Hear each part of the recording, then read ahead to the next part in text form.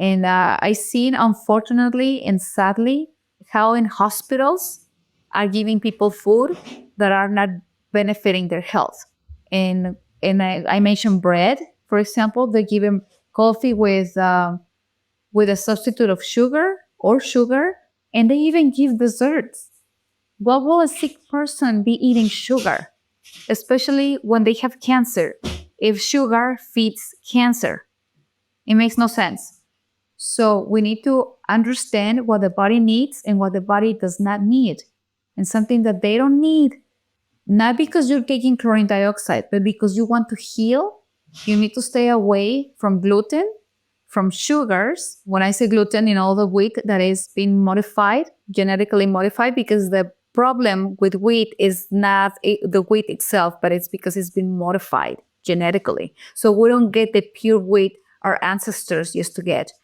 The dairy, important to not drink any kind of dairy. It will make chlorine dioxide stop working, because it doesn't. There are some certain substances that once they mix, the parts per million drop 100%.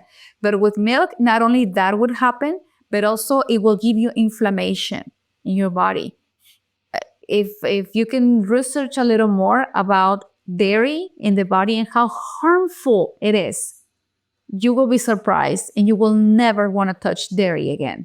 And if you're fighting a very bad disease and a very bad condition, stay away from that. And also sugars, because sugars feed cancer. It feeds the cell or the parasites, because we all have parasites, and that's another topic.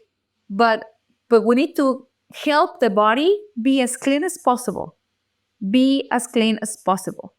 If I can give you like an analogy about what I mean when I say clean the body or clean your intestines, imagine that you have your sink clogged with hair and a bunch of stuff and food and things, and you're wondering why the water is black.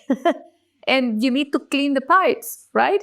And it's the same thing in our body. We need to cleanse ourselves from parasites, from the toxins that we get in the air, that we get in the food that we eat, and even the products that we use on a daily basis.